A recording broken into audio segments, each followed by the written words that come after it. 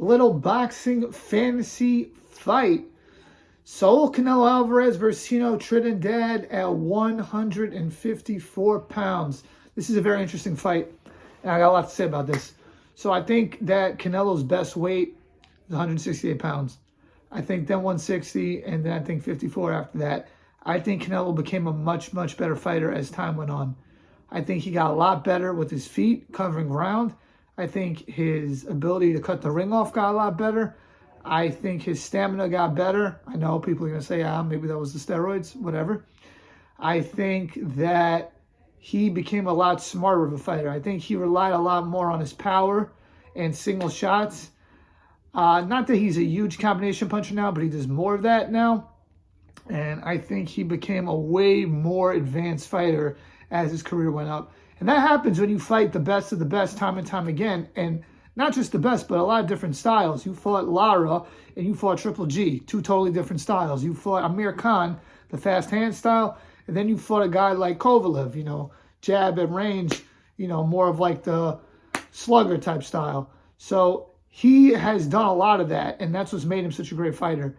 Now you go to Tito Trinidad, 154 pounds. To me, that's probably Trinidad's best weight, because at 147, he was great, but he was a little bit fragile. He got knocked down a lot at 147. And at 160, he was just too small. Now, I know he didn't fight so much at 154, but if you look at those fights versus David Reed, Fernando Vargas, and he had one other fight there. It's slipping my mind which one it was. I think it was, I don't know what it was. It's slipping my mind. But if you look at those fights, he was at his best. Now, it's interesting because the type of fighter that Canelo likes to fight is a guy who comes forward at him, big power, could counter. And that's what Trinidad is. Because Trinidad, he was not the fastest of his feet. He had a very good jab, adequate right hand, but a monstrous left hook. But Canelo has a great chin, even at that time, even at that weight. So I don't see like him one punch KO in him. Definitely not early in the fight. Conversely, I could see Canelo countering Trinidad and dropping him and hurting him. Canelo does have a size advantage. He's a little bit bigger and stronger. He's got the neck and the torso. He's a naturally bigger guy. Trinidad probably has the work rate, and that's one area where Canelo, he was lacking, was the stamina.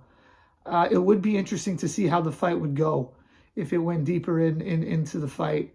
I think this is a very interesting fight. I think that there wouldn't be so much volume, but it would be a lot of power punches being thrown. It's interesting, man. It really is interesting because stylistically, Canelo can do some things to Trinidad. But on the other side, I look at it as if you keep that jab in Canelo's face and are able to hit him to the body and head, you can win the fight. The question is, does Trinidad go to the body? Does that leave him open for counters over the top? I don't know. I don't think Canelo at 154 is what he was at 160, or definitely not what he is at 168. This is a very tough one to call. I'm going to lean slightly towards Tito Trinidad in a close fight. I'm going to say he wins it 7-5 or 8-4. I'm going to go 7-5 Trinidad. Very close fight. I think that even though Canelo has the size advantage, Trinidad probably pulls it out. Let me know what you guys think. Please like, share, comment, and subscribe. Peace.